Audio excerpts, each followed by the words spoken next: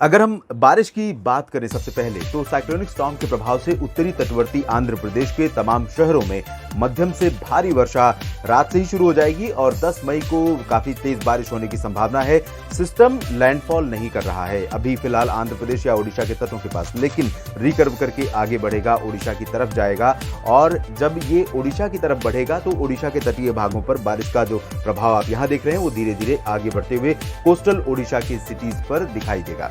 अभी अगले 24 घंटों में आंध्र प्रदेश के उत्तरी तटीय इलाकों में तमाम जगहों पर मध्यम से भारी वर्षा हो सकती है, तूफानी रफ्तार से हवाएं चल सकती हैं और साथ ही साथ तेलंगाना के भी एडजॉइनिंग प्लेसेस पर यानी जो खम्मम का रीजन है, आसपास का हिस्सा है, यहाँ तक कि हैदराबाद और रामागुंडम में भी बारिश के कुछ स्पेल देखने को मिल सकते हैं। इंटेंसिटी भले ही यहाँ पर लाइट रहेगी।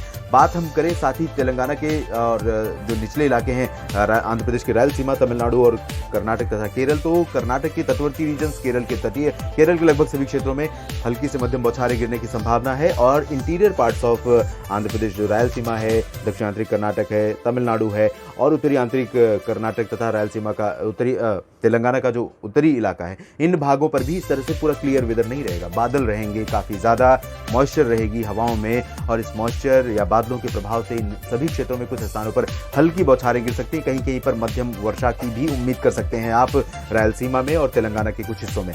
सेंट्रल इंडिया के भागों में देखें इस सिस्टम का प्रभाव तो उड़ीसा के तटीय इलाकों पर मध्यम से भारी वर्षा, वो भी 40-50 किलोमीटर प्रति घंटे की रफ्तार से हवाओं के साथ आज से ही शुरू हो जाएगी रात से और उसके बाद कल यानी 10 मई को काफी ज्यादा बारिश होने की संभावना यहाँ पर कोस्टल और कुछ सेंट्रल पार्ट्स में है।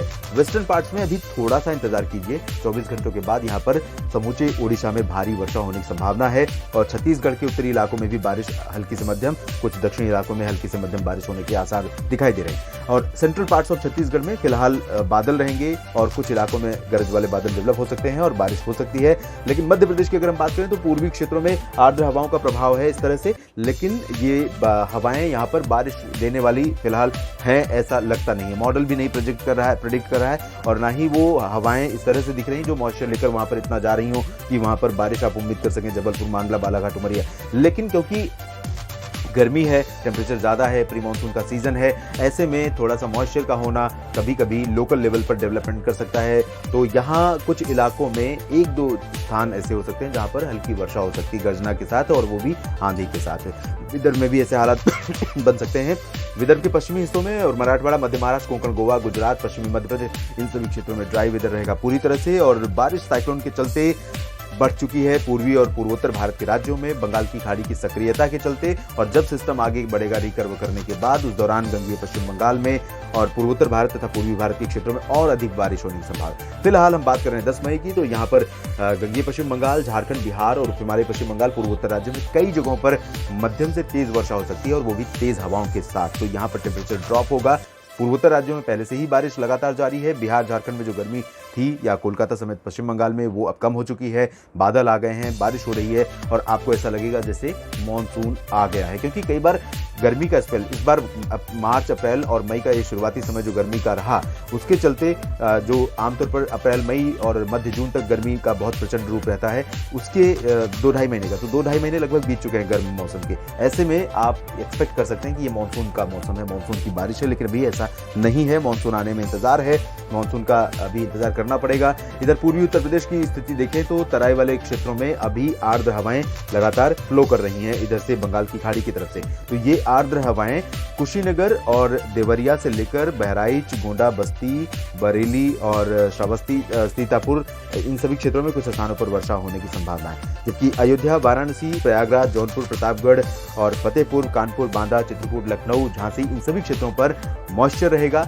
मॉइस्चर के चलते आइसोलेटेड डेवलपमेंट हो सकता है बादलों की गर्जना के साथ, कहीं कहीं पर बूंदें पड़ सकती हैं, आपको गर्मी से राहत मिल सकती है, लेकिन उम्मीदें बहुत रेयर हैं। 90% प्रोबेबिलिटी है कि नहीं होगी बारिश, लेकिन 10% चांस आप मान सकते हैं। पश्चिमी उत्तर प्रदेश में पूरा का पूरा रीजन ड्राई रहेगा। इधर उत्तराखंड में बारिश की गतिविधियां लगातार बनी हुई है और बनी रहेंगी अगले 24 घंटों में। हालांकि स्प्रेड और इंटेंसिटी बहुत ज्यादा नहीं है, लेकिन फिर भी बारिश की उम्मीद यहाँ पर आप कर सकते हैं 10 मई को। जबकि पूर्वोत्तर जो उत्तर भारत के क्षेत्र हैं, हिमाचल प्रदेश, जम्मू कश्मीर, गिलगित बाल्टिस्तान, मुजफ्फराबाद, इन सभी भागों में फिलहाल ड्राई वेदर नजर आ रहा है।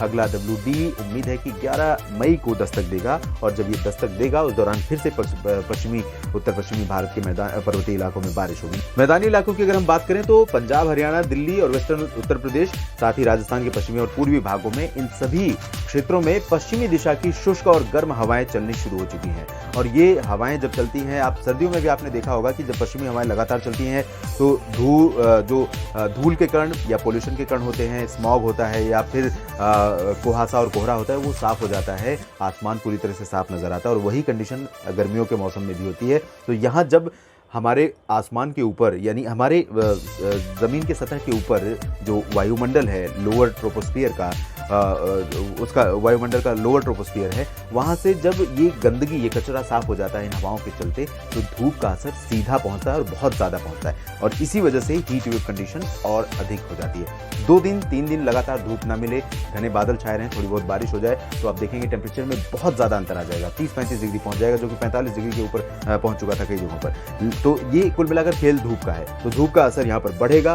और पश्चिमी शुष्क गर्म हवाओं का असर बढ़ेगा, तो लू जैसे हालात यहाँ पर फिर से पैदा हो सकते हैं। बचकर रहिएगा। और यहाँ पर मौसम कब बदलेगा, कब बारिश होगी मैदानी इलाकों में उत्तर भारत के, नजर रखूंगा मैं और अगले बुलेटिन में अपडेट करूंगा आपको। धन्यवाद।